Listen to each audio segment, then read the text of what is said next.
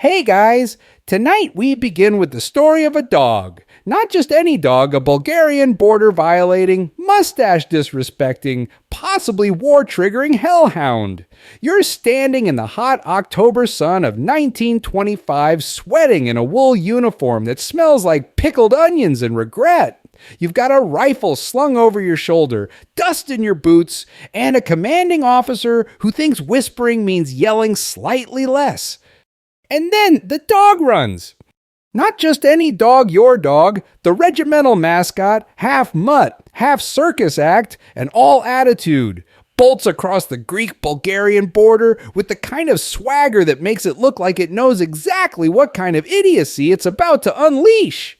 You chase it, because of course you do. You're a conscript in the Hellenic army, and chasing things is basically your entire resume. You cross the border, and someone shoots you. So, before you get comfortable, take a moment to like the video and subscribe, but only if you genuinely enjoy what I do here. Post your location and local time in the comments, especially if you've ever lost a war over a dachshund. Now, dim the lights, maybe turn on a fan for that soft background hum, and let's ease into tonight's journey together. You hit the ground in that strange, cinematic way, knees buckling, rifle clattering, the world tilting sideways. Nobody knows if the bullet came from a Bulgarian soldier, a startled shepherd, or the ghost of Byzantine foreign policy. All they know is that you're down, and another Greek soldier goes in after you. He gets shot too. And now it's official, a man is dead, a dog is still missing, and Greece is preparing to go absolutely feral. This is the incident at Petrich, also known to exactly 0 schoolchildren as the War of the Stray Dog. And honestly, it lives up to the name, because in the Balkans, conflict is less about grand imperial designs and more about local vendettas wrapped in national flags. You are now a headline. The Greek press is ablaze with rage, and even the guy who sells onions in Thessaloniki is yelling about Bulgarian aggression. The mood is somewhere between angry opera and you dented my donkey cart. And here's where it gets even more absurd. This isn't the first time Greece and Bulgaria have been at each other's throats over dirt, goats, and miscommunications. They've gone full thermonuclear over Macedonia, border patrols, and once, no joke, a stolen church bell. That one ended with a duel involving a cavalry officer and a priest with a chair leg. But that's another story. Let's get back to you, the guy with the now legendary corpse. Your comrades haul you back across the border, and a furious Greek colonel declares that this means war, not a metaphorical one, either. An actual war over a dog, over you. And the best part, nobody even recovers the body of the dog. Here's a historical fact for the books. On October 19, 1925, Greek soldier Kapitan Dimitrios Kalergis chased a runaway dog across the border near Petrich and was shot, allegedly by Bulgarian border guards. Greece immediately demanded an apology, compensation, and for Bulgaria to kneel metaphorically and admit it, raised its troops in a barn. The Bulgarians, they claimed their sentries were acting in self-defense. After all, someone in a Greek uniform crossed the line. And in the Balkans, that's basically an act of war, or at least a strongly worded newspaper editorial. So, within hours, the Greek government sends an ultimatum. The tone, think disappointed dad, but with artillery. It demands a full investigation, punishment of the guilty, and a ceremonial apology from Bulgarian officials. Possibly while juggling flaming olives, Bulgaria says nah. Here's your bizarre trivia nugget for tonight, according to one report from the Greek press. The missing dog was a Great Dane named Regas, who had a habit of saluting officers by lifting a paw, but only if offered sausages. Historians disagree on whether the dog was real, mythical, or part of a propaganda scheme involving children's books. But the image of an enormous, one-pawed war criminal remains irresistible. Now, as you lie bleeding into Balkan soil, still dead, your fellow soldiers are gearing up. One of them carves R.I.P. Corporal Dog Chaser into a rock. Another just wants to go home and make cheese. But the colonel, he wants revenge. And the newspapers, they're loving this. Greek headlines scream Bulgarian murderers strike again. One tabloid even claims the Bulgarians have been training attack storks. Not true, but strangely believable. And back in Sofia, the Bulgarian capital, officials are scrambling. We didn't even shoot the guy. One general groans while pouring rakia into his coffee. Probably just slipped on a pine cone. But it's too late. Greece is mobilizing troops. The army is headed for Petrich. You, dear listener, are now part of the stupidest war declaration in the 20th century. Some historians still argue whether the initial shooting was actually intentional. Was it Bulgarian guards mistaking a Greek for an infiltrator, a border skirmish waiting to happen, or just an accidental misfire from a conscript whose training mostly involved herding pigs to this day? No one knows for sure, and both countries politely agreed to never clarify it in too much detail. But none of that matters now. The gears of military stupidity are turning. Back in Athens, politicians raise their glasses and toast to restoring Greek honor, which mostly means marching into the middle of nowhere and shouting at trees. One of them accidentally spills wine on a map and declares a lake a strategic objective. The general staff doesn't correct him. And so begins the escalation. You die, your dog vanishes, and within 48 hours, thousands of men are moving toward a town nobody cared about yesterday. The border has been breached in spirit, and soon it will be breached by marching boots, dusty rifles, and one goat who will become disturbingly relevant in about 7 sections. You remember Petrich, right? No, of course you don't. Before all this, nobody did. It's a sleepy Bulgarian border town with more livestock than sense and fewer tourists than an active minefield. A place where the biggest event last year was a cow getting stuck in a bell tower twice. But not today. Today, Petrich is the unlikeliest spotlight hog in Europe. One dead Greek soldier and one still absent dog later. The town wakes up to find itself branded the locus of Bulgarian evil, a reputation it's wildly unprepared for. Given that its local militia consists of a half-blind mayor, 3 guys with hats, and a boy named Demo who once shot a tree because he thought it was staring at him funny.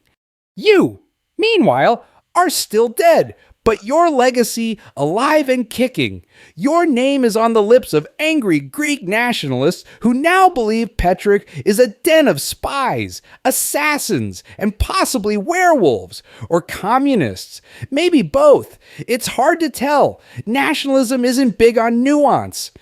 Back in Petrich, the locals are just trying to figure out what the hell is going on. Why does the sky smell like gunpowder and bad decisions? Asks the local baker. Because Greece is mad, answers the mayor, who's currently trying to draw a defensive line on a napkin with jam. Word arrives via a dusty motorbike Greece is sending troops. And not metaphorically real soldiers, with boots and bullets and uniforms so crisp they scream, "This is our first deployment, and we want Mom to be proud." The mayor of Petrich, now acting as emergency warlord, calls Sofia, but nobody's picking up because the Bulgarian government is also confused, tired, and nursing a collective hangover from last night's "nothing's going to happen" party. Here's your historical fact when the Greek ultimatum was ignored. The Greek army didn't hesitate. Troops from the 19th Infantry Regiment were immediately dispatched to take appropriate measures which, in Balkan terms, means invade now, apologize later, never admit wrongdoing. So, off they go. Infantry, cavalry, artillery, a band. Maybe Greece isn't just responding, it's making a scene. The kind of scene that says, yes, we are willing to break international law because someone insulted our honor, or maybe our dog. And Petrich blinks, but not before the townsfolk hold a haphazard war council. It takes place in a barn. There are 3 arguments, one fist fight over a pickle barrel, and eventually the resolution nobody panics unless the goats start panicking first. You're now in the middle of a full-blown overreaction. A Greek captain named Alexandros Kotsios, who once tried to colonize his neighbor's chicken coop during a military exercise, has been told to secure the border. What does that mean? Great question. Nobody knows, least of all him. Here's your weird trivia nugget. One of the initial Greek recon teams reportedly got lost because their map was upside down. They marched 6 kilometers into a beet farm, declared it enemy fortifications, and spent an hour interrogating a scarecrow. Meanwhile, the Bulgarian border guards, those who allegedly fired the fateful shot, are not digging trenches. They're mostly confused. A few flee, others hide in haystacks. One guy just takes off his uniform and becomes a fisherman. Instant career pivot. And the civilians of Petrich, they start prepping for war, like people who've only seen it in grainy, silent films.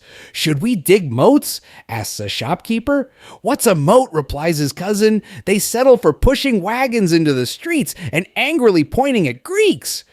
Now, here's where things turn cinematic in that old-timey sepia tone, overly dramatic soundtrack kind of way.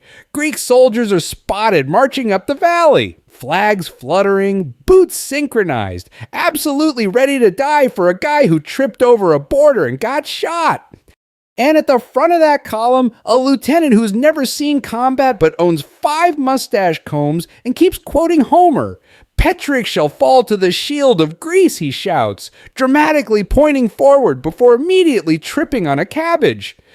But don't laugh yet, because this is when Petrich decides it's done blinking. The town's first line of defense is a militia made up of local volunteers, farmers, and one schoolteacher named Veska, who once beat up a traveling opera singer with a rolled-up newspaper. She's now in charge of supply distribution and morale, which mostly means yelling.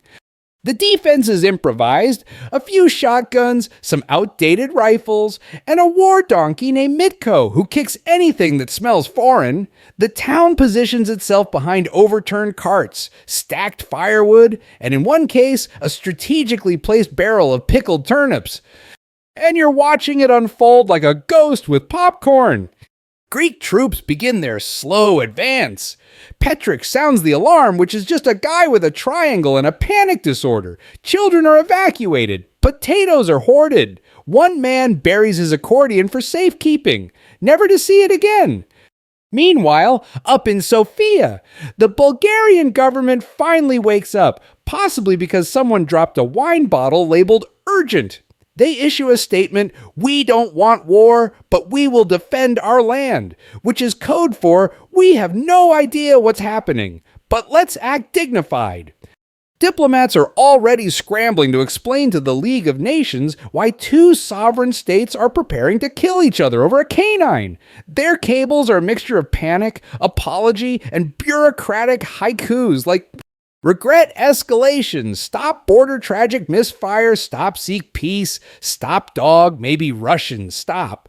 Historians still argue whether Petrich was truly at fault. Some say it was Bulgarian overreaction. Others claim Greece wanted a pretext to assert dominance on the border. A few fringe theorists suggest a third-party provocation, possibly rogue bandits, or that damn dog playing 4-dimensional chess. But for the people of Petrich, theories mean nothing. All they know is that their sleepy town has been accused of murder, invaded by marching Greeks, and possibly scheduled for annexation by tea time. And somewhere, in the forest beyond, a lonely dog watches with gleaming eyes, having no idea it just triggered a Balkan-level diplomatic incident. You're not surviving this, not because of bullets or bombs, but because absurdity itself is hunting you now, one irrational order at a time. You're sitting in a wooden chair in a dusty Greek command tent, and the only thing thicker than the cigarette smoke is the general's mustache around you, Officers are flapping maps like angry ducks, arguing over terrain features that may or may not exist. One insists there's a river near Petrich. Another swears it's just a really long puddle. The Greek High Command is preparing its favorite maneuver border drama with extra seasoning. You've just finished drafting what historians later called the most diplomatically deranged telegram of the 1920s in it. Greece blames Bulgaria for deliberate aggression, demands an apology, threatens military occupation, and includes a cryptic line about cultural humiliation via livestock theft. Nobody's entirely sure what that last part means, but it feels threatening. And then the fun begins: telegram warfare. The wires hum as threats fly faster than bullets. Greece's message to Bulgaria is clear: we demand satisfaction. Bulgaria's response is a confused satisfaction for what? The League of Nations receives 12 contradictory cables, 6 written entirely in passive-aggressive sarcasm, and one that simply reads, "They shot our man. We demand blood. Also, the dog was very brave." Meanwhile, your commanding officer is now assigning units using a children's atlas and a deck of playing cards. "Move the 7th Infantry here," he says, pointing to what appears to be a drawing of a dolphin. "Sir, that's the Aegean Sea. Then let them swim. Glory doesn't wait." You've now been promoted. Why? Because the original lieutenant went back to Athens to argue with his tailor about epaulet length. You're in charge of a squad of 8 guys, 1 rifle short, 2 IQ points above fungus, and one of them is missing a boot because a goat ate it. Here's a historical fact to chew on while you attempt to understand your orders. The Greek ultimatum, issued on October 22, 1925, demanded not only an official apology, but also the punishment of the Bulgarian soldiers responsible and financial compensation, all to be fulfilled within 48 hours. Otherwise, Greece threatened military action. And wouldn't you know it, Bulgaria asked for more time. That was all the excuse Greece needed. You're now officially advancing toward Petrich. But back on the Bulgarian side, things are unraveling like a sweater in a knife fight. Sofia is still treating the event like a bad joke. The defense minister tries to calm Parliament with the rousing speech. "Gentlemen, let us remember we are not at war yet. Probably, we think. The real problem, Bulgaria's army is still reeling from internal reorganizations, budget cuts, and the existential crisis of being a small Balkan state where the number of cows often exceeds bullets. Which is why they start pulling troops from anywhere disbanded regiments, police stations, disgruntled chess clubs. The village postman gets handed a rifle and a sandwich. One unit consists entirely of men over 40 and one deeply furious 12-year-old named Zlato, who claims to have fought a bear once. You march slowly, because your army is in no rush to actually die for this. But the newspapers, oh, they are marching hard. The Greek media turns you into a hero. Avenger of the border, they call you, printing a photo of you from boot camp where you're awkwardly petting a pigeon. The caption says, "Fierce warrior of justice." The pigeon is later mistaken for the dog. The Bulgarian press retaliates with something equally unhinged, a cartoon depicting Greek soldiers tripping over their own bayonets while a Bulgarian grandmother throws apples at them from a window. In a stunning act of escalation, Greece takes this cartoon as a personal insult to the Ministry of War. Here's your weird trivia nugget. At least one Greek officer wrote in his diary that the entire campaign planning session was interrupted when a stray chicken got into the tent and began pecking at the map, rather than shoo it. They interpreted its movements as divine strategy. 3 days later, the same route was used in the advance. And still, the diplomatic cables keep flying. The League of Nations, having barely recovered from the last Balkan dispute which involved fishing rights and an insult about someone's cousin, pleads for calm. Britain sends a stern note. France sends wine. Italy sends someone named Vittorio who just mutters, "Maybe don't" in 4 languages and vanishes. But nobody's listening. This isn't about reason anymore. This is about face, pride, and the fact that Greece and Bulgaria have been throwing shade at each other since the Ottoman Empire collapsed like a drunk scaffolding crew. Historians still argue whether this escalation was purely irrational or a premeditated play by Greek leadership to assert dominance over a historically fuzzy border. Some say it was a distraction from domestic instability. Others argue it was pressure from nationalist elements. A few say the Greek general just really hated dogs. Back on the field. You receive your final orders, secure 3 villages near Petrich, hold the line, avoid casualties, and for God's sake, don't shoot any livestock. Especially pigs last time that happened. A treaty had to be amended. You look around at your squad. 1 guy's sword is plastic. 2 are playing cards, and 1 is crying because he forgot his mother's birthday. And yet you march.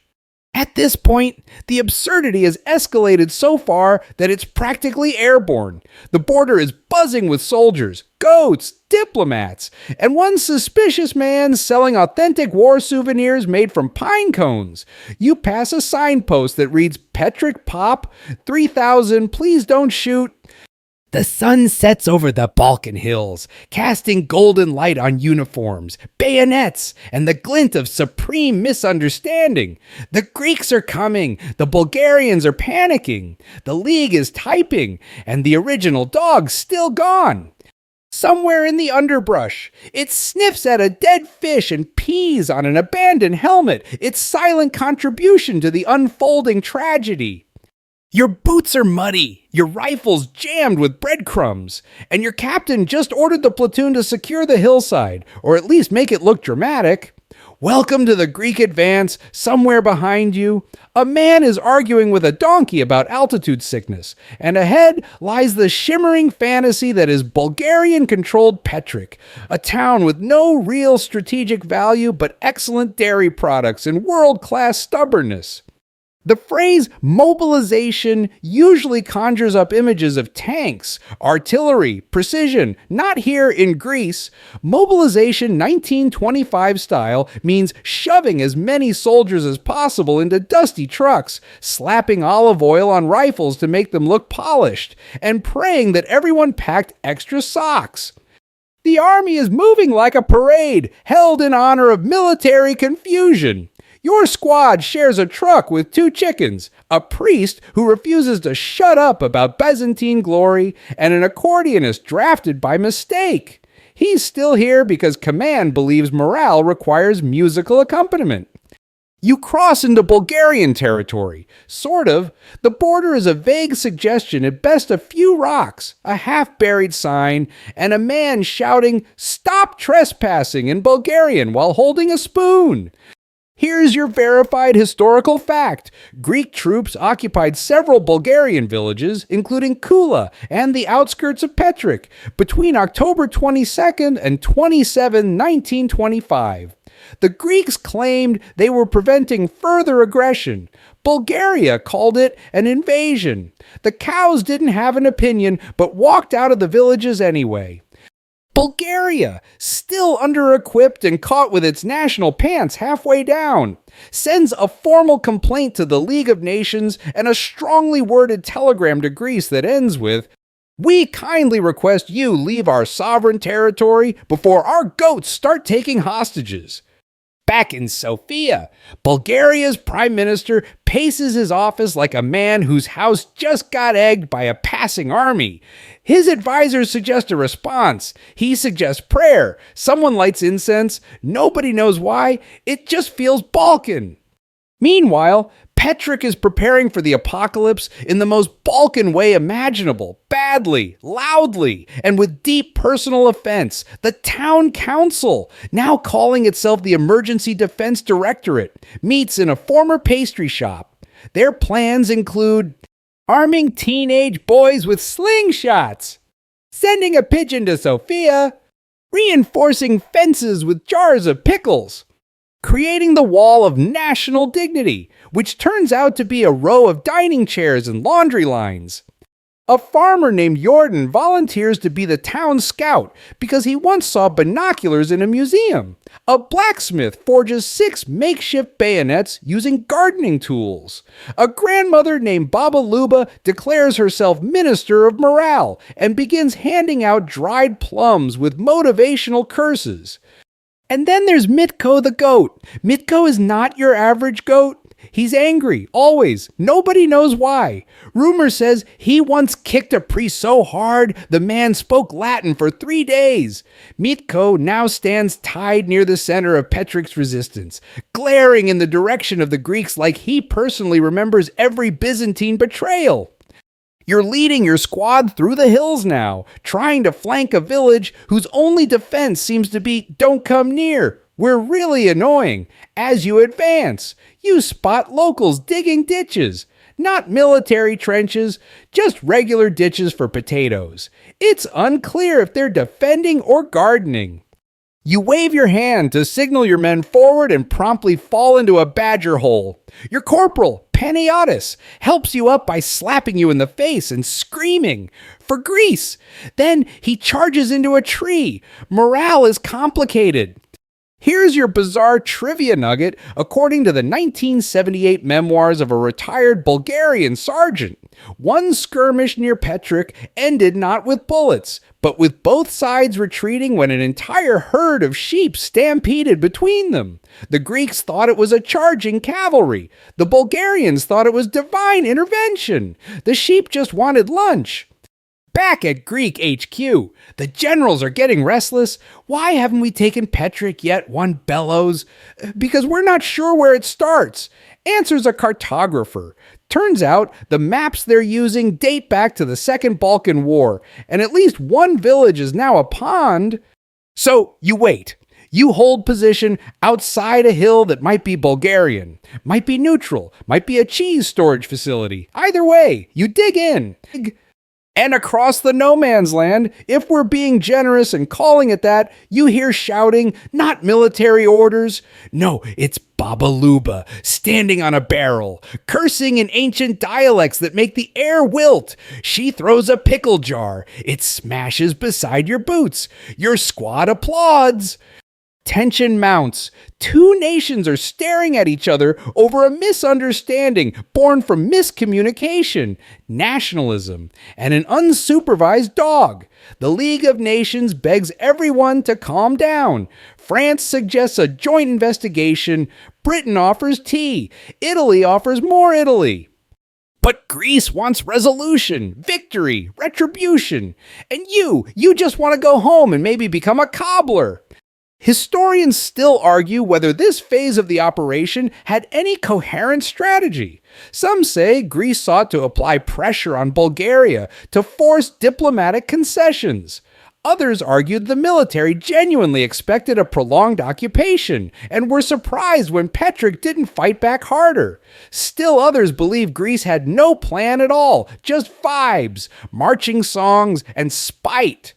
You and your squad bivouac under the stars, listening to rustling bushes and trying to identify whether that's a fox or an old Bulgarian man pretending to be a bush. If I get shot over a dog, says your sergeant, I'm haunting every kennel in Athens.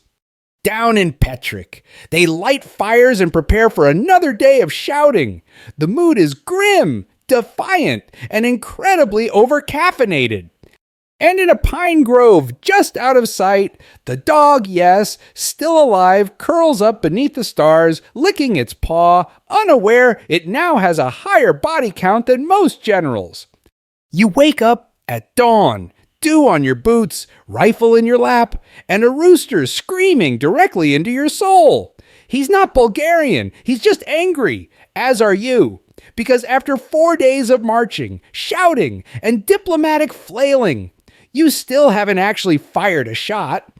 And yet, here you are, part of what newspapers in Athens are now calling the Noble March of Hellenic Honor, while the international press prefers that dumb little Greek-Bulgarian spat nobody asked for.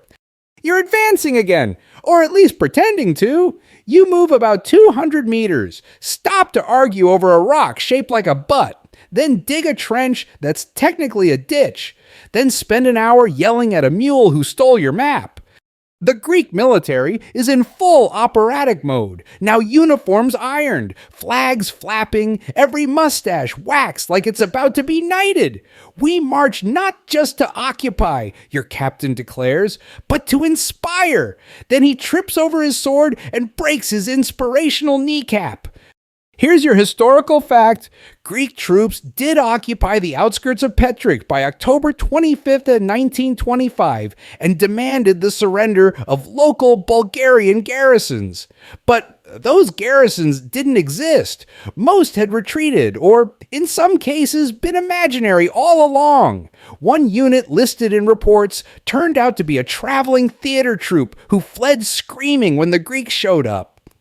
Now, let's talk about the Petrich defense, if we can call it that. The town's hastily formed militia is holding the line with shotguns, brooms, and increasingly elaborate shouting. At this point, they've started using intimidation music, which means cranking out old folk tunes on a phonograph at maximum volume. One Greek private later describes the psychological effect as like being yelled at by an accordion. You see a group of townspeople forming a human wall near the main square. It's less military formation and more angry village flash mob. They shout insults, hold up garlic strings, and throw cabbage leaves, which are surprisingly accurate. One hits Panagiotis directly in the eye. He screams and demands a medal. Meanwhile, a man in a white hat, possibly the mayor, possibly just a drunk baker, steps forward and waves a chicken over his head as a peace offering. The chicken disagrees and begins pecking everyone. The baker is immediately arrested for poultry-based provocation. Here's your trivia nugget during the occupation of the village of Kula. Greek soldiers were gifted homemade cheese by terrified locals trying to appear non-threatening. One platoon became so obsessed with the cheese that they delayed their advance for 2 full days, debating whether it was made with goat milk or divine intervention. And you just want answers. You ask a superior, what's the long-term plan? He hands you a compass, points east, and says, reclaim dignity. The compass is broken. It spins like a roulette wheel. So you march anyway, because by now, it's not about strategy. It's about performance. Your squad is beginning to resemble a theater troupe rather than a fighting unit. One guy refuses to wear his helmet unless it's at a chivalric tilt. Another is composing a ballad. You are sketching escape plans on your canteen. Across the hills, Petrich holds, not because of strength, no, not at all, but because of sheer defiant awkwardness. Every time your forces advance, the townspeople respond with more bizarre tactics, ringing church bells out of rhythm to disorient you, herding goats into your path, and at one point, just sitting down in front of your trucks and refusing to move. You eventually push into the outer village, bayonets fixed, orders clear, no looting, no violence, and no shooting unless provoked by something larger than a duck. This comes directly from a field regulation written in haste by a colonel who once mistook a goose for a sniper. Inside the town square, your squad finds a barricade made of furniture, hay bales, and deeply insulted portraits of Tsar Boris III. You disassemble it gently, trying not to offend the chairs. A woman watches from her balcony and throws you a tomato. It's ripe. You thank her. She spits. Bulgaria, watching from a safe political distance, is now in full panic mode. They're really doing it, whispers one official, who's been chain-smoking since Monday. The foreign ministry faxes a final plea to the League of Nations. Greece has occupied several villages. They are threatening Petrich. Please send someone, anyone, maybe even just a stern grandmother with a clipboard. The League responds with concern, which is their diplomatic way of saying, we don't have troops, but we will schedule a meeting in Geneva, and you're not going to like it. Historians still argue what Greece actually intended to achieve. Was it about asserting control over disputed territory, proving the military's usefulness in the wake of national instability? Sending a message to Bulgaria not to mess with Greek borders or dogs? The motives are a jumble of pride, pressure, and the sheer momentum of bad decision-making. You reach the Petrich town hall and post a Greek flag on the door. Nobody stops you. Inside, a Bulgarian official calmly hands over a ledger and a bottle of brandy. "You're in charge now," he says. "Try not to mess it up too badly." Then he puts on a hat labeled vacation and leaves. There's no formal surrender, just awkward silences and heavy breathing. The occupation begins not with cannon fire, but with a town that collectively shrugs and says, "Fine, just don't touch the cheese." As night falls, you realize this is less of a war and more of a geopolitical reality show, full of dramatic speeches, flailing diplomacy, and side characters who've clearly lost the plot. And somewhere in the Bulgarian hills, Mitko the goat watches silently a four-legged oracle of Balkan absurdity as Petrich, the town that didn't blink, finally sighs and goes to bed under foreign flags and louder snoring. You've done it! You've invaded Bulgaria, captured not one, not two, but 3 entire villages, and you haven't even run out of olive oil rations yet. The army is congratulating itself like it just won the Trojan War, except instead of Helen of Troy, this was over a runaway mutt and a diplomatic tantrum. You sit under the shade of a cherry tree in the recently occupied village of Kula, which smells mostly of sheep and mild resentment. A man offers you wine in exchange for not taking his cow. You accept. The cow glares. There are no parades, no resistance fighters, no last stands, just the dull quiet of a town deeply unimpressed by your presence. "This is it," Panagiotis asks. "Feels like we conquered a picnic." You nod solemnly, because this is it. You've reached the military equivalent of opening a treasure chest and finding 3 moldy turnips and a sock. And yet the orders keep coming in. Hold the villages. Secure the border. Do not antagonize the locals unless they insult your boots. Here's your historical fact. By October 27, 1925, Greece had fully occupied the border zone surrounding Petrich, claiming the area was being used by Bulgarian irregulars and border guards to harass Greek positions. In reality, most of those Bulgarian troops had already pulled back, partly to avoid conflict and partly because they were outnumbered and outsnacked. But don't worry, there's still plenty of absurdity to go around. For starters, the Greek press is now calling you heroes. Heroes' front pages scream Petrich avenged, and Greek steel defends the homeland, despite the fact that the biggest action in the last 48 hours was a fight between 2 soldiers over who ate the last fig. Across the occupied villages, Greek troops settle in, some take over barns, others requisition schools.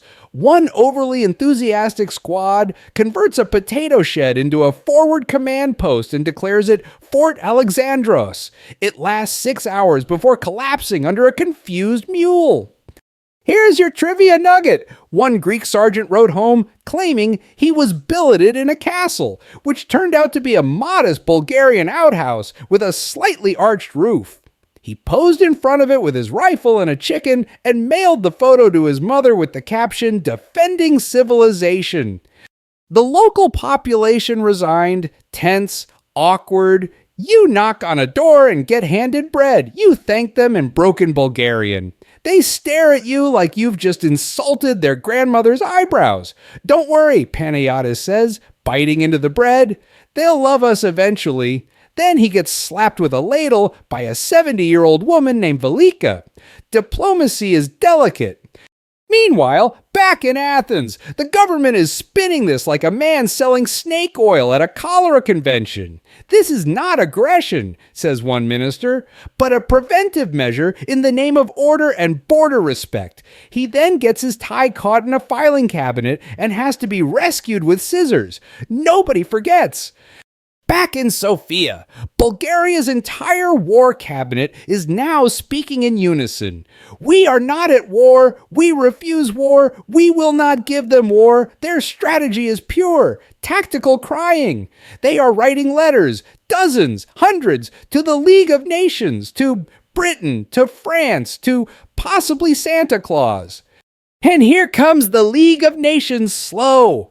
Powdered wig diplomacy on horseback. Okay, not actually horseback, but emotionally very much so. Delegates begin reviewing the incident, asking questions like, where exactly is this Petrich? What kind of dog was it? Is this seriously what we're dealing with right now? Historians still argue over how much of the Greek occupation was fueled by real security concerns, and how much was old-fashioned Balkan chest-thumping. Some claim Greece feared Bulgarian paramilitaries were using the border region as a base of operations. Others say it was about proving the Greek army still had teeth, even if they were mostly milk teeth at this point. But whatever the cause, you now occupy a piece of Bulgaria, and the longer you stay, the more awkward it gets. Because here's the dirty secret: there's no war, no battles, no enemy lines, just villages full of nervous farmers, confused goats, and Greek soldiers trying to look heroic while sitting on barrels. One unit holds a trench building contest. Another composes a victory poem that rhymes Petrich with lemon sandwich. Your squad finds a stash of plum brandy and immediately forgets everything for 36 hours. And while you're busy drunkenly explaining to a chicken why you're a liberator, the Bulgarian side is watching, taking notes, writing reports, and sending even more telegrams. Their ambassador in Geneva is now basically living at the League of Nations building, surviving on coffee, cigarettes, and sheer indignation. Then comes the storm. Not bullets, not bombs. Rain, Balkan rain, it pours, it drowns.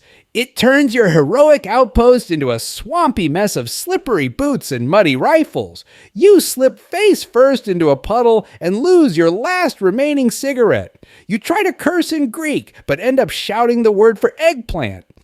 Morale plummets. One soldier builds a raft out of firewood and tries to row back to Thessaloniki. Another tries to declare independence and crown himself king of Kula. You confiscate his hat. The occupied villages begin to push back passively. Every time you patrol, they play funeral music. Every shop you enter is out of stock. Children throw pebbles at your boots. And you're starting to suspect someone's been replacing your soap with goat fat. Still, you hold, because those are the orders. Hold the line, guard the villages, watch for non-existent attacks. And somewhere in the shadows of the trees beyond Petrich, the dog, yes, still alive, stares out into the rain, tail wagging slowly, eyes full of the kind of ancient Balkan mischief only it truly understands.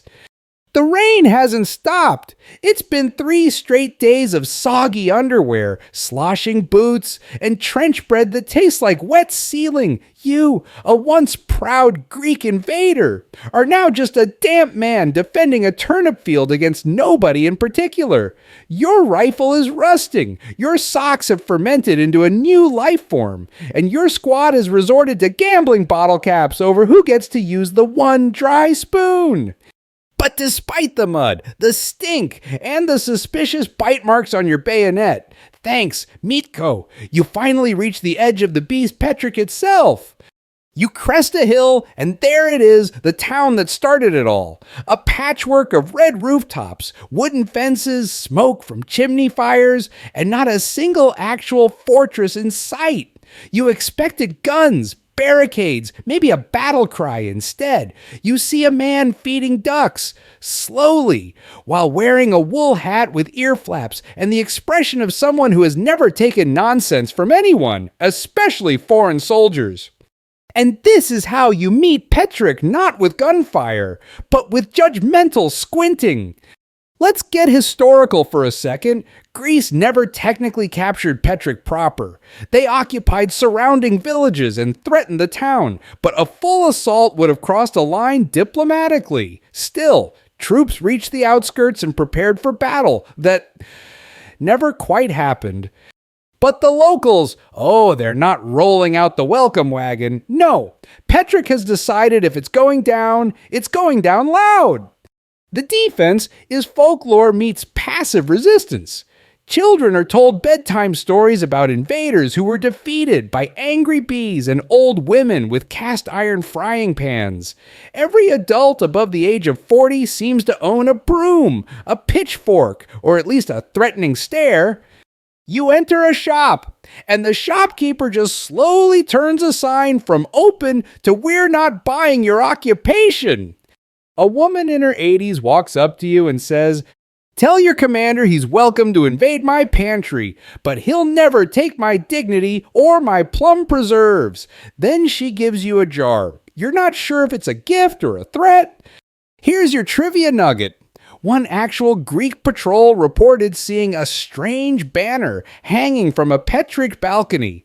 Upon closer inspection, it was a pair of bloomers painted with the words "Go Home Greeks" in shoe polish. Morale dipped briefly. The bloomers were later confiscated and turned into a regimental flag. Meanwhile, back in your unit's tent, plans are being drawn to possibly escalate the occupation depending on Bulgaria's response. You and Panagiotis draw straws to see who has to deliver the latest list of demands to the town council. You lose. And so, you march into Petra under a white flag and a clipboard, flanked by two guys pretending to be bodyguards. The town council greets you with the solemnity of theater critics watching a bad puppet show. There are 5 of them.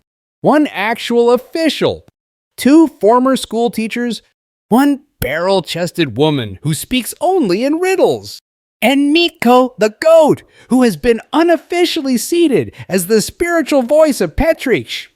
You present your list, turn over any weapons, submit to Greek oversight, avoid hostile actions, no shouting after curfew. They nod slowly. Then the council president, a man named Danshev, hands you a counter list. No stepping on gardens. No shouting about honor near the chickens. Greek soldiers must attend Sunday folk dance lessons. Mitko gets immunity. You accept. You do not ask about the dancing. Back at your makeshift base, news is spreading. Bulgaria has appealed again to the League of Nations, calling this occupation an egregious violation of international decency and potato sovereignty. Geneva is sending observers, and the Greeks, they're polishing boots and trying to figure out whether Petrich counts as a major victory or a minor overstep with decorative flair. Historians still argue what the mood inside Petrich was. Some say the townsfolk were terrified, forced into compliance. Others argue they were passive-aggressive geniuses who resisted occupation with snubs, sarcasm, and unyielding cheese prices. A minority theory suggests that Petrich was so confusing to deal with. The Greeks chose not to attack further just to preserve their own sanity. Meanwhile, your squad is getting weird. Panagiotis starts writing a Petrich-themed romance novel. Another soldier starts a diary where he rates each Bulgarian pastry he samples. One guy disappears for 2 days and returns covered in glitter, refusing to talk about it. Your captain tries to requisition the local inn and ends up being adopted by the owner's grandmother. And still, there is no war. Not in the grand sense. No firefights, no sieges, just 2 nations glaring at each other across a bureaucratic void. While their soldiers argue about soup temperatures, The League of Nations, now fully involved, is preparing to send a delegation of peacekeepers and investigators. Their lead diplomat, Lord Wigglesworth of Somewhere Fancier Than You, is already rehearsing his speech. Esteemed Balkan gentlemen, might we all agree that this has been a rather silly fortnight? But Greece isn't ready to back down just yet. Not while newspapers still use phrases like Hellenic destiny, not while angry radio men shout about sacred soil and those uncivilized fence hoppers in the north. You spend another evening on Petrich's Edge, cleaning your rifle while a local fiddler plays melancholic music by a fire. A child hands you a drawing of yourself holding a sausage and riding Mitko into battle. You frame it. You question everything. And in the nearby woods, the dog, yes, seriously, still out there watches the town with curiosity. It's made friends with a hedgehog. It's chewing on a Greek helmet. It dreams of running for mayor. By now, you've realized this wasn't a war. This was a tantrum dressed in uniform, a squabble so Balkan, so specific, so stupid, that it's somehow become unforgettable. And then, like an overripe peach thrown into a diplomatic gala, the League of Nations arrives. Not with fanfare, not with tanks. No, that would be efficient. Instead, it arrives with silk gloves, monocles, and the unmistakable sound of paperwork slapping down harder than any artillery shell. You're sitting in your damp tent when a messenger huffs up the hill with the words, "Foreign observers, suits, French accents, they're here." And just like that, the war you never really had is about to be reviewed by a bunch of men who consider yelling a bit vulgar and believe boots on the ground is a metaphor for enthusiasm. They come from Geneva, seat of peace and hub of international snootiness. Their lead man is a British diplomat named Sir Archibald Pymington Bryce, who looks like he was carved from salted ham and forgotten at a garden party. He carries a cane he doesn't need and adjusts his cravat every time someone raises their voice. With him are Madame Lenoir, the French observer, who smokes from a 3-foot cigarette holder and has already declared everything tragique. Count Tiberio von Kroner, the Austrian-Hungarian neutral party, who keeps asking if there's a wine cellar nearby. And Inspector Fausto, an Italian delegate who doesn't speak either Greek or Bulgarian, but keeps enthusiastically nodding at everything. They hold their first meeting inside a confiscated schoolhouse where the blackboard still reads, "Goats are not for climbing." The League opens with a prepared speech. Gentlemen, what has happened here is an unfortunate misunderstanding, born not of malice but of miscommunication. Now, who exactly is in charge of this war? Your captain raises his hand. He's holding a sandwich. They interview everyone. Greek officers, Bulgarian civilians, a goat. They take notes on notepads embossed with gold foil and hand out pamphlets on post-war friendship through gardening. You try to offer useful insight, but end up rambling about cheese embargoes and that time Panayotis tried to fence-sit an entire afternoon patrol.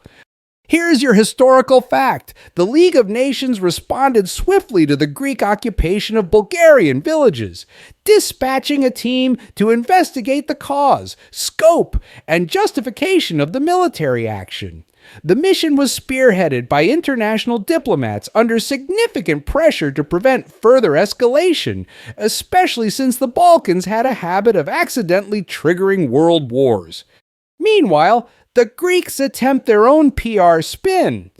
A field general stages a tour of the occupied zones, carefully avoiding the part where you accidentally set fire to a haystack during breakfast. Civilians are encouraged to read bribed with chocolate to say, "We feel very safe now." It works.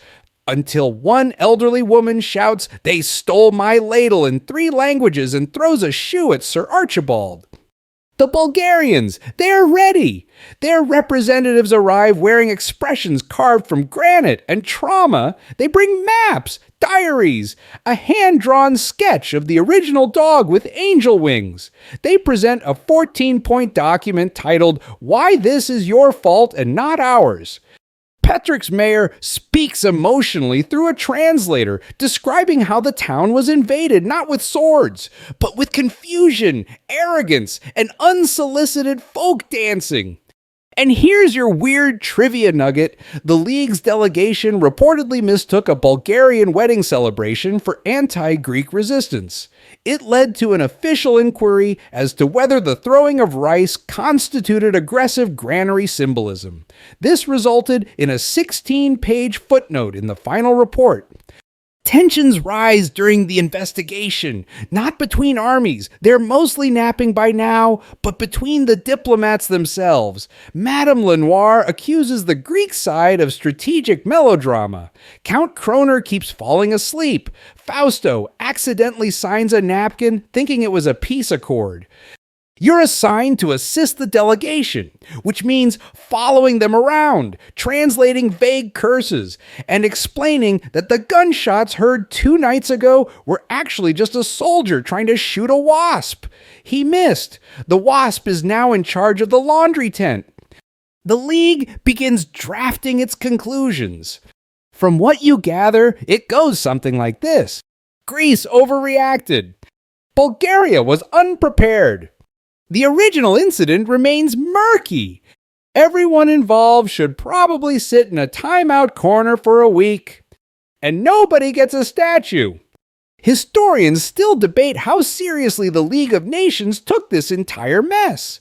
Some say they saw it as a genuine threat to Balkan stability. Others argue they just wanted it resolved before the next full meeting in Geneva, where they had already scheduled 3 hours to argue about Albanian postage stamps.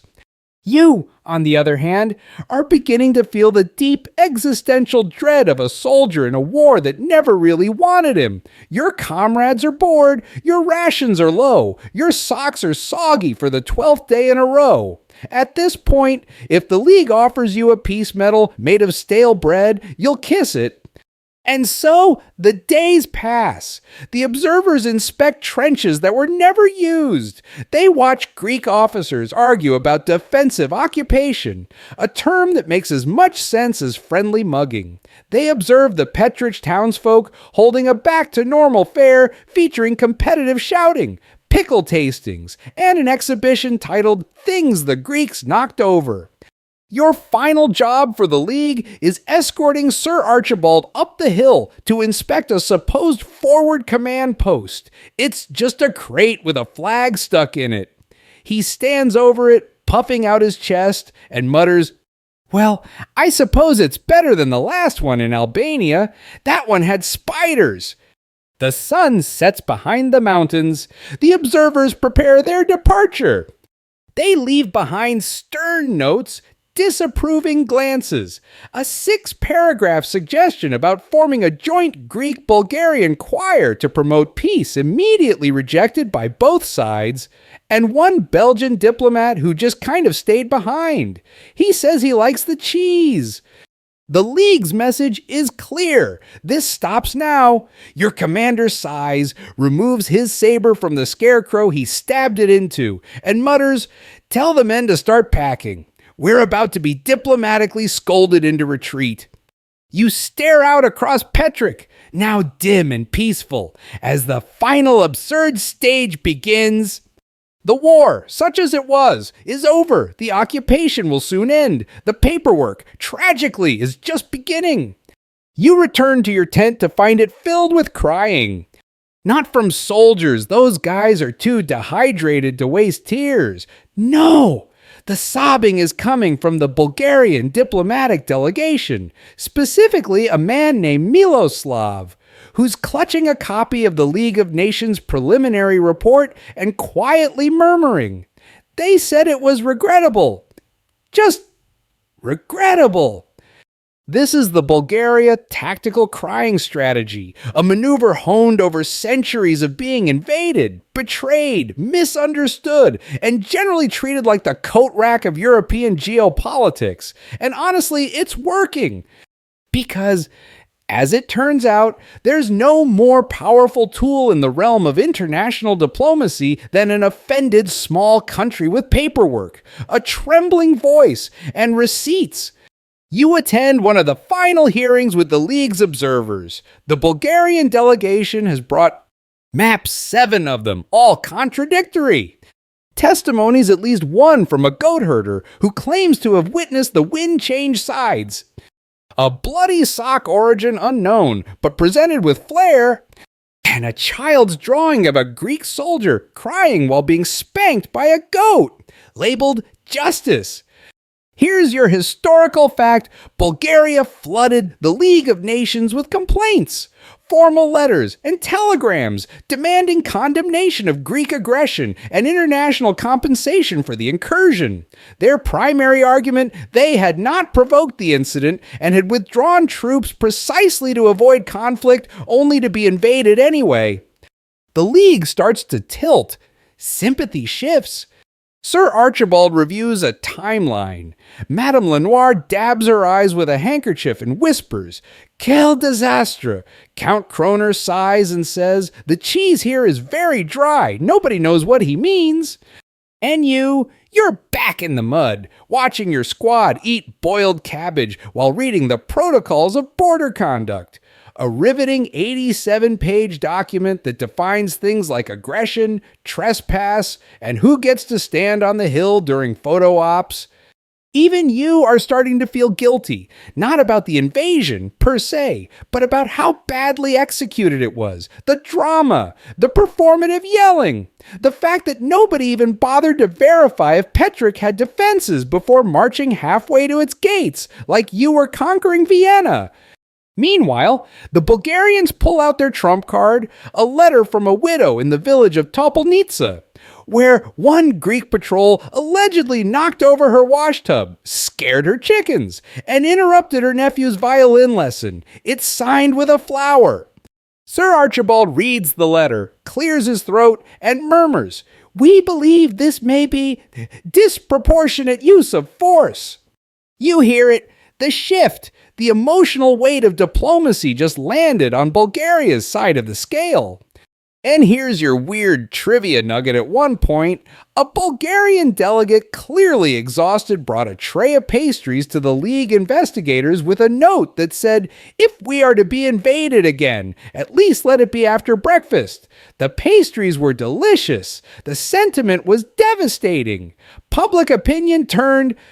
Back in Athens, things are unraveling. The newspapers have gone from shouting justice for Greece to publishing cautious editorials like maybe we overreacted and perhaps the dog was Bulgarian after all. Politicians begin the backpedal. "We merely acted in self-defense," says one. "The dog was clearly agitated," says another. One MP suggests sending flowers. Another suggests annexing Petrich symbolically, which is somehow worse. The Greek general staff is livid. "We're not the villains here," they yell into the wind, but the international community is no longer buying the narrative. Too many details, too many contradictions, too much goat-related testimony. Historians still debate whether Bulgaria's diplomatic success was purely emotional or strategically calculated. Some argue it was a desperate bid to save face. Others believe it was a clever campaign that reframed the conflict as a bully-victim dynamic. One fringe theory claims Bulgaria simply weaponized its national talent for tragic storytelling. Meanwhile, you're tasked with helping organize the withdrawal plan. A junior officer hands you a sheet titled Exit Schedule, Operation Dignified Retreat. It's already been crossed out and renamed Operation Maybe They Won't Notice. You're told to remove all Greek flags, avoid eye contact with locals, return any furniture borrowed for tactical reasons, do not mention the dog. The Petrich Council, of course, doesn't gloat much. They just stand on their balconies, arms crossed, watching you dismantle your camp while muttering things like, and took them long enough. A small child offers Panagiotis a drawing of the Greek soldiers holding hands with Bulgarian villagers under a rainbow. It's labeled, "Please no more soldiers." He cries into his helmet for an hour. The official league report drops like a bomb made of paper. The judgment is clear. Greece is to pay 45,000 gold francs in compensation. Greece must withdraw immediately from all occupied zones. Greece should maybe think about its life choices. And you're just glad it's almost over. You pack your tent. You pat the local dog, not the dog, just a morally neutral substitute. You wave awkwardly at a man who threw a brick at you last week and now sells pickles again. And as you file out of Kula, out of the mud, out of this great Balkan misunderstanding, you spot a Bulgarian woman waving a handkerchief, not in farewell, not in peace, just in triumph. Because her town survived, because she didn't blink, because somehow Bulgaria cried its way to victory. You're leaving, marching back the way you came, only this time. You're not conquering anything, you're unconquering, and it hurts. The boots are heavier. The rifles droop. One soldier insists the air smells more judgmental now. You pass back through muddy roads you once swaggered down like a peacock with a musket. And now the only sound is the dull flump of wet socks and national embarrassment. And at every village along the way, the locals are waiting. Not to cheer, not to throw stones, just to watch. Silent stares, folded arms, a few smug nods, and one elderly man slowly chewing bread while making prolonged eye contact with your commander. This is what diplomatic humiliation smells like: old cheese, damp wool, and folded flags. But Greece isn't going down without flailing. Back in Athens, the government is doing spin control like a circus bear on a unicycle. You hear a speech on the radio. We have withdrawn not in defeat, but in noble obedience to international justice. Another politician claims the whole mission was a test of the League's resolve, which Greece graciously helped them pass. Sure, buddy, and I suppose the goat was a spy. In your duffel bag is a neatly folded copy of the League's report. You didn't mean to take it. It was just under your cot, right next to a moldy apple and Panagiotis' erotic drawing of a Bulgarian cheese merchant. Don't ask. But you've read it, and so has everyone else. Here's your historical fact. The League of Nations ruled decisively in Bulgaria's favor, ordering Greece to pay 45,000 gold francs in compensation and stating that the Greek invasion was unjustified. This was seen as one of the League's rare successes in early peacekeeping. The mood among your men is complicated. Some are angry, others are relieved. One guy insists this was all a dream and that soon you'll wake up back in Thessaloniki with clean socks and a mustache, untainted by Balkan humidity. But what truly kicks morale in the teeth? Bulgaria's counter-accusations. Because yes, while Greece is trying to walk this off like a pulled hamstring, Bulgaria is showing up to every international microphone with receipts. They're claiming civilian trauma, property damage, goat stress. You hear rumors that a Bulgarian lawyer is preparing a war crimes list that includes unnecessary trumpet playing at 3 a.m., disruption of a religious festival via spontaneous bayonet drill, repainting of the village sign in colors that offended local aesthetic sensibilities, and worst of all, confiscation of a grandmother's wooden spoon. Here's your weird trivia nugget. One formal complaint to the League included a chicken as a witness. The chicken's name was Plamenia. Her testimony, relayed via affidavit, alleged that she was handled aggressively by a Greek soldier attempting to demonstrate dominance. The League dismissed the case, but the phrase mishandled poultry was forever immortalized in Geneva archives. You returned to Greek territory at dusk, crossing the border not with fanfare, but with aching knees and a cart full of regrets. A local priest greets you and offers holy water. Your sergeant accepts it, drinks it, then weeps for 6 minutes while humming the Macedonian national anthem by mistake. And the military, they don't exactly celebrate your return. You're ushered into a debriefing tent where an officer, let's call him Captain Smugface, informs you that, despite the setback, your behavior was commendable. He gives you a ribbon. It's made of cardboard. Back in Athens, the spin machine keeps spinning. One headline reads, "Greek troops return as heroes of peace." Another says, "Victory through diplomacy, we meant to leave." Meanwhile, Bulgaria is partying like it's 1913 reversed. They print stamps commemorating the withdrawal. Seriously, stamps. One shows a crying Greek soldier being led home by a League delegate. Another shows Mitko the goat kicking over a Greek flag. Limited edition, sold out in 3 days. Historians still argue over whether Greece's decision to invade was a tragic error, a calculated gamble gone wrong, or just a classic Balkan impulse control failure. Some say the Greeks were trying to reassert control after the Asia Minor catastrophe. Others believe it was local commanders acting without clear instructions. A few blame astrology. You sit at your campfire with Panagiotis. Neither of you speaks for a while. Then he says, "We invaded Bulgaria because of a dog." You nod. He adds, "We left because of a chicken." You nod again. Then he asks, "Do you think the dog knows what it did?" And you realize something horrible. The dog has never been found.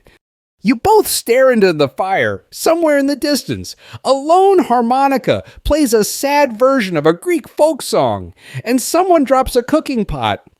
Mitko, he's still in Petrich. He's mayor now, probably. You head to bed that night not as a hero, not as a loser, but as a man who saw the inside of a war born from noise, pride, and Balkan geography drawn by drunks.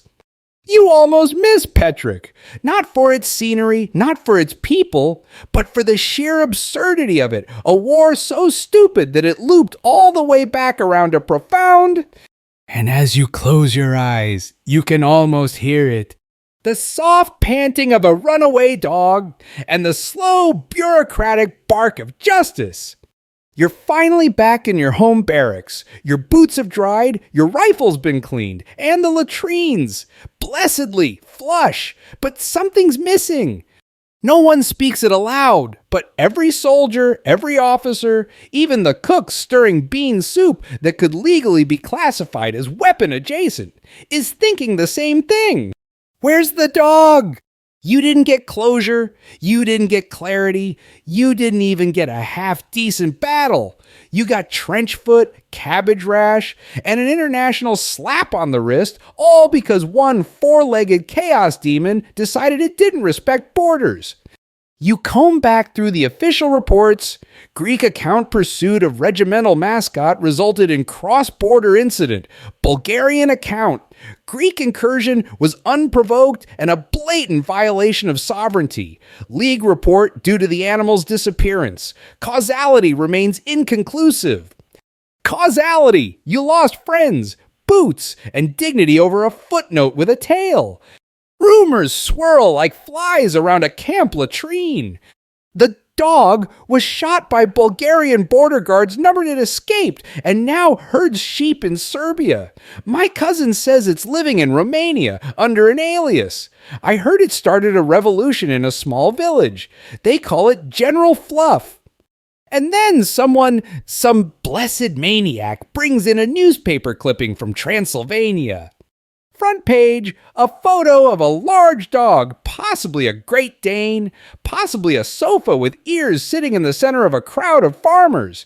The caption reads, "Hero dog leads stray animal uprising, demands more sausages."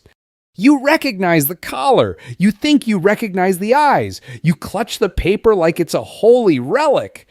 The rest of the day is spent speculating on how far this canine fugitive has traveled.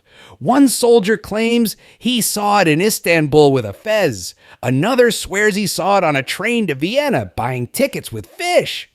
Here's your historical fact. No official record ever confirmed the identity, fate, or even the name of the dog whose border crossing allegedly sparked the incident at Petrich. Some historians dismiss the entire story as propaganda, while others claim it was a real regimental mascot that simply vanished during the patrol. Still, that hasn't stopped decades of folklore. In parts of northern Greece, it's still told around campfires. The dog who defied nations. The dog who walked borders like tightropes. The dog who broke an empire's patience.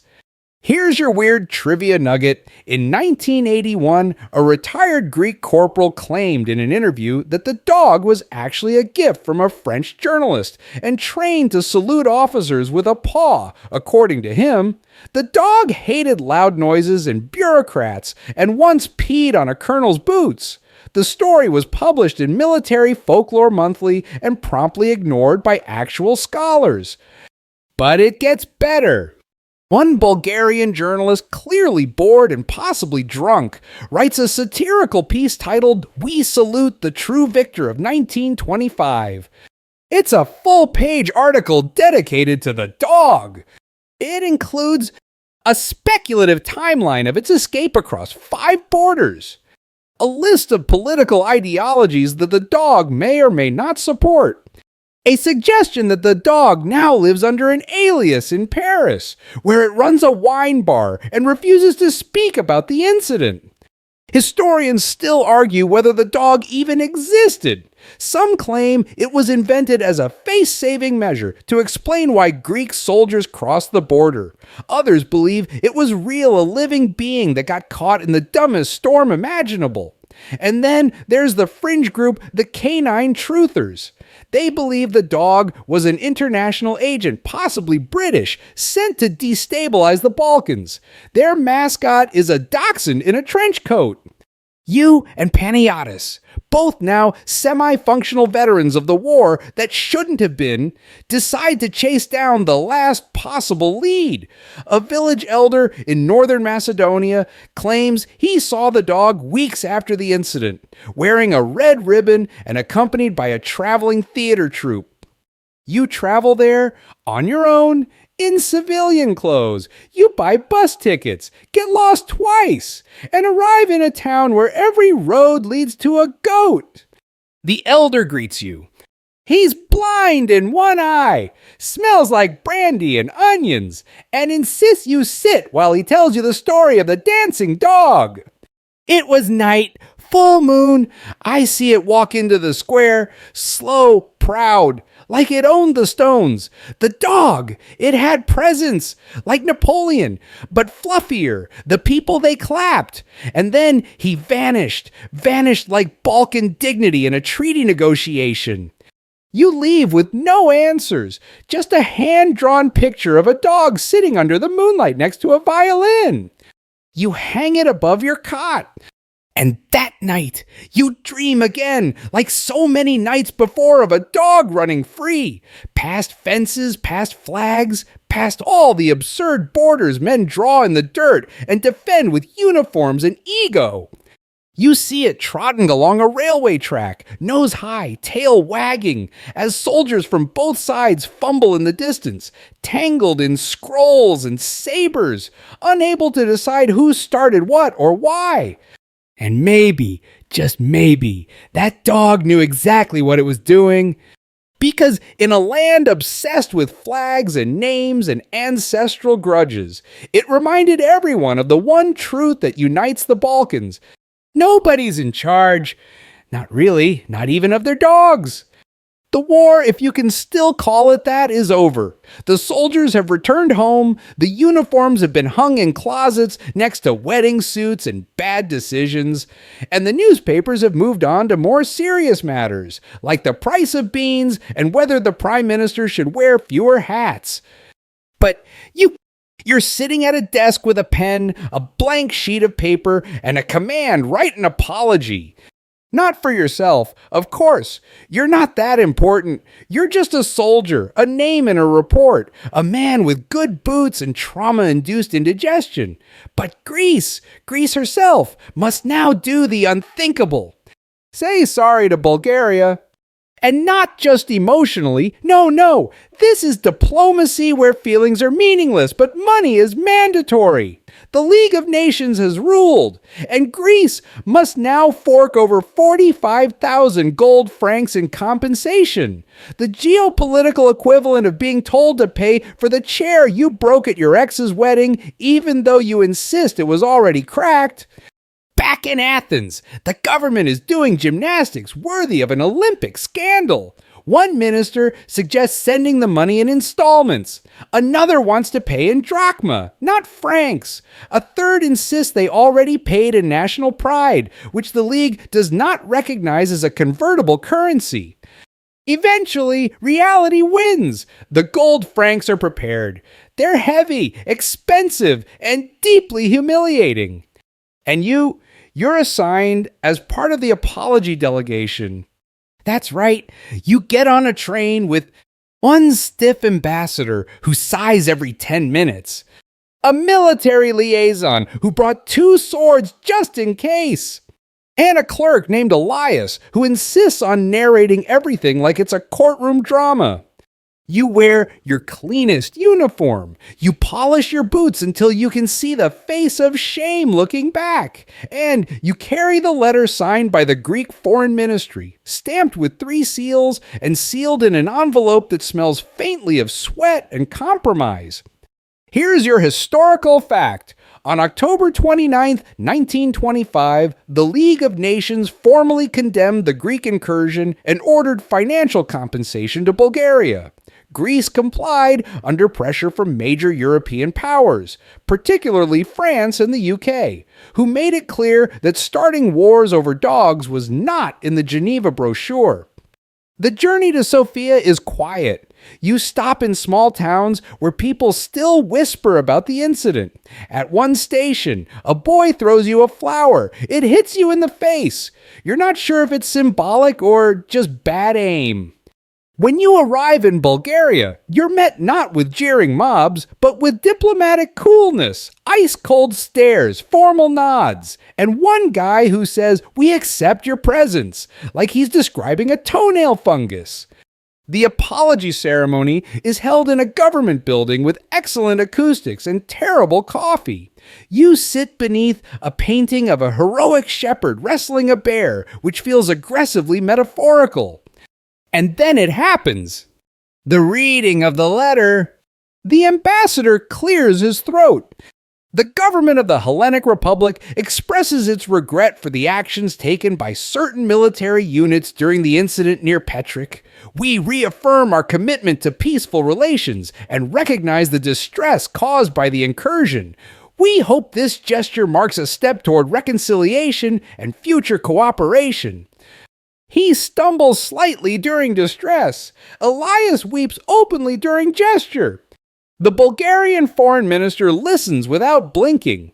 Then he leans forward and says, "Very well, we accept the apology, but we will not forget." And then adds also, "Next time, control your dogs." You almost laugh, but this is no time for joy. The francs are presented in 2 locked chests. They're opened with great drama and counted by men with monocles and severe mustaches.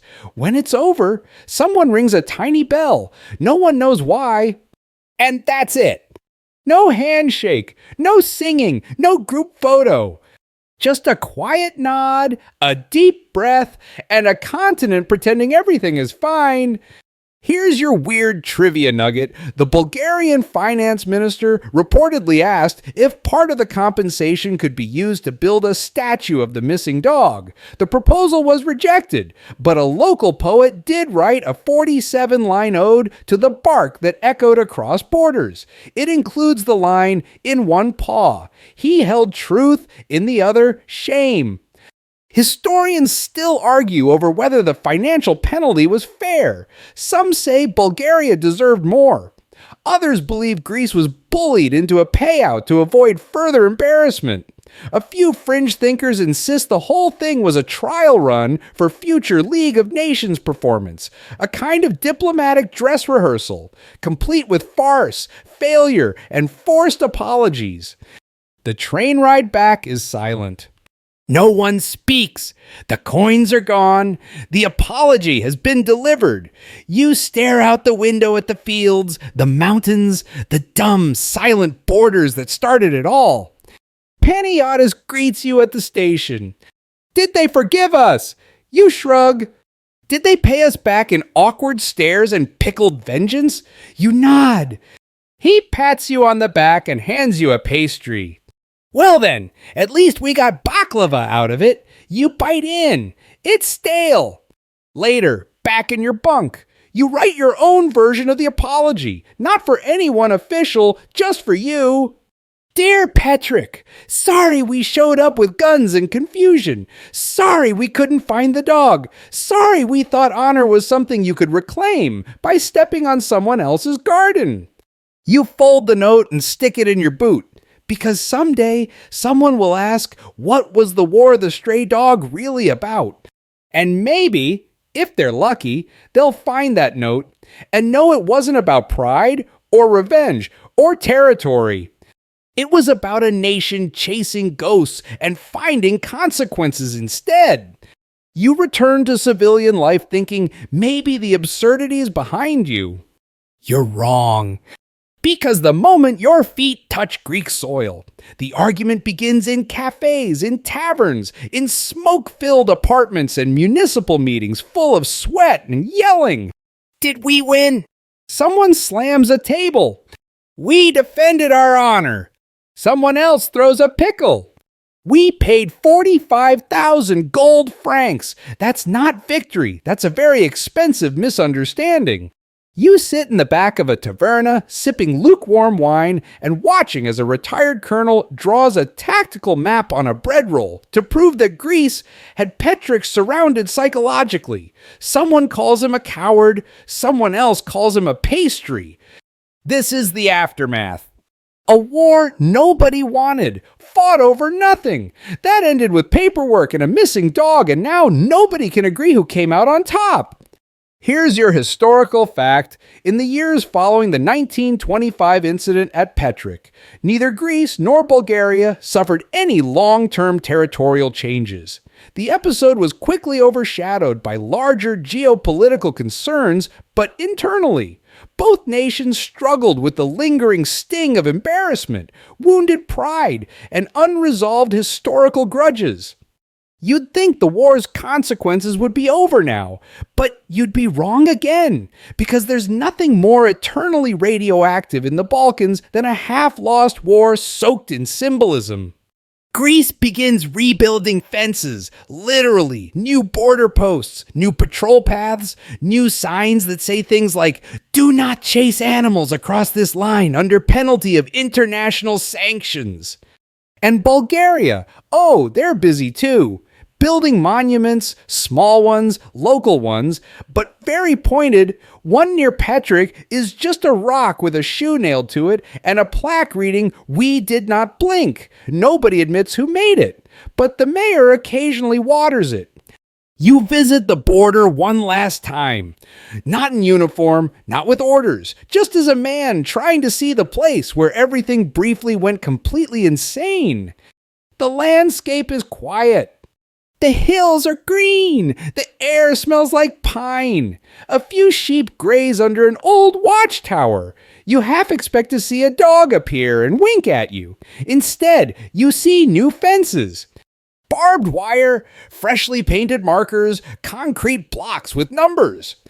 Because this, apparently, is the lesson everyone took. More borders, stronger fences, says shorter leashes. Here's your weird trivia nugget.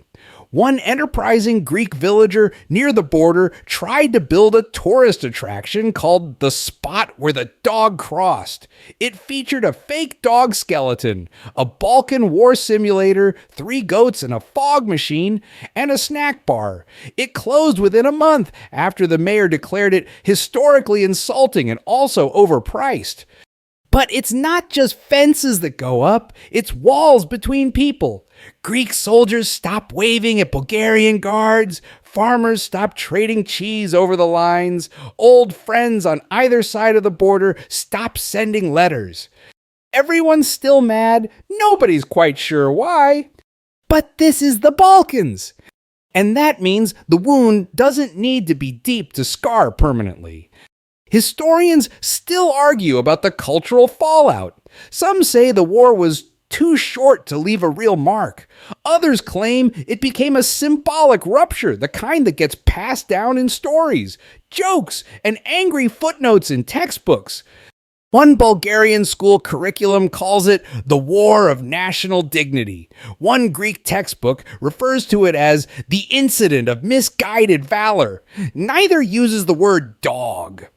But the people remember a soldier who lost his brother to a panicked gunshot, a village that saw its fences trampled, a boy whose chicken coop was commandeered for tactical superiority. You return to your hometown hoping for quiet. Instead, you're greeted like a celebrity or a cautionary tale. Your neighbors ask for stories. Your cousin demands to know if you personally insulted Bulgaria. Your uncle says he always hated Bulgarians since the cucumber incident of 1912, which nobody will explain. You try to tell them what it was really like. The boredom, the mud, the absurdity, the goat. But they want stories of glory. So instead, you just say, we marched in, we marched out. Nobody won except the dog. You see a child wearing a paper hat and marching around with a broom yelling, I am the liberator of Petrich.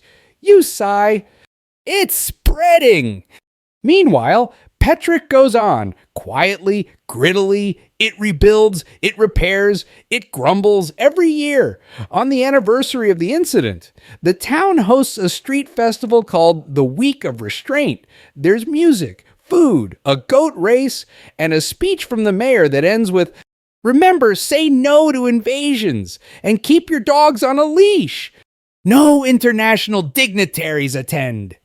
But a few locals wear shirts with a paw print on them, and some old soldier from Sofia shows up every year, sits on the same bench, and tells anyone who'll listen.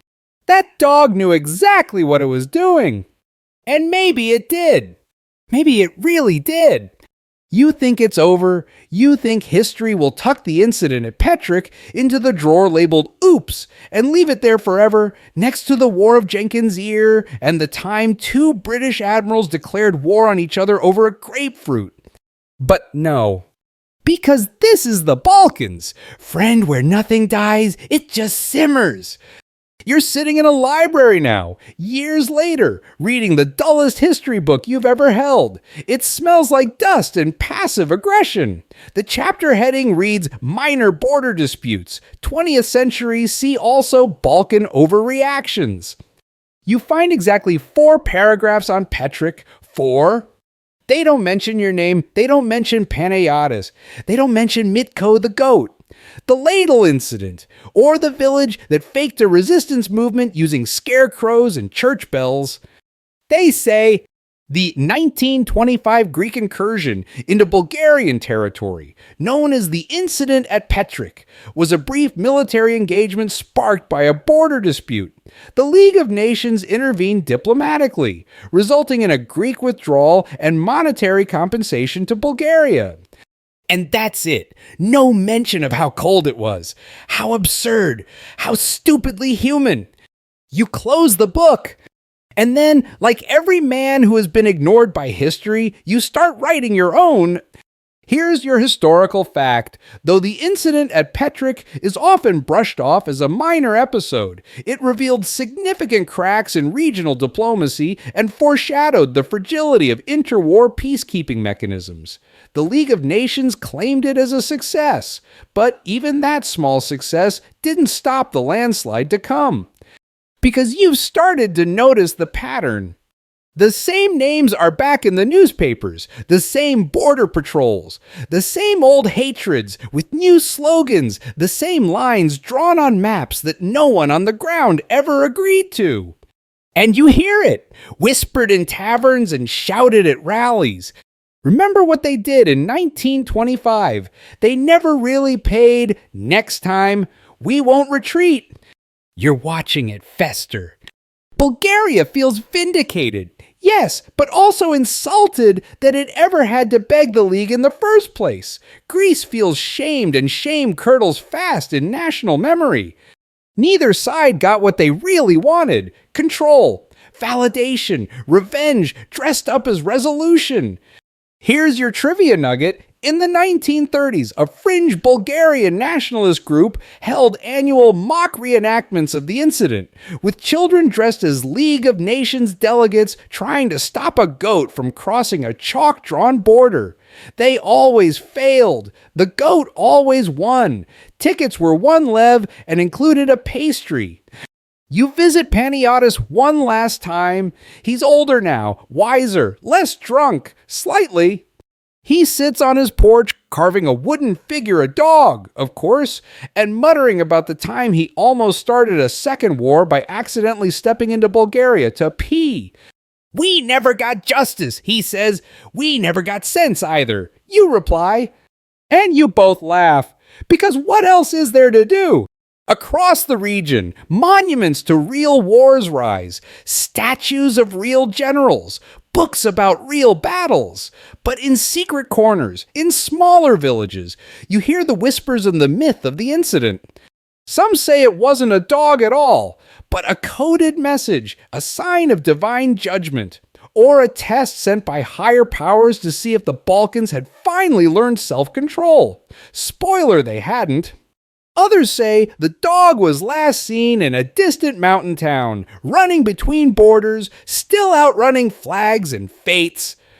And some, the oldest soldiers, the ones who still polish medals in silence, say Petrich wasn't the beginning or the end. It was a symptom, a reminder that in these hills and valleys, the borders are just suggestions. The grudges are real. The war never really ends. It just waits. Historians still argue whether the League's involvement in Petrich proved that diplomacy can stop bullets, or simply delay them until everyone forgets which direction to aim. You argue neither. You argue it proved something far more terrifying: that nations will go to war for reasons no one even remembers, and spend decades pretending they had to. Your memoir gets rejected by 6 publishers. Too short, too weird, too dog-related. So you print 5 copies yourself and leave them in random libraries. You sign the inside cover. To anyone who ever tried to do the right thing in the middle of something stupid, and then one day, many years later, you're walking near the border, just wandering, no uniform, no orders. And you see something, a paw print, fresh. You look up, a tail vanishes behind the trees. You run laughing, crying, chasing ghosts again, knowing you'll never catch it.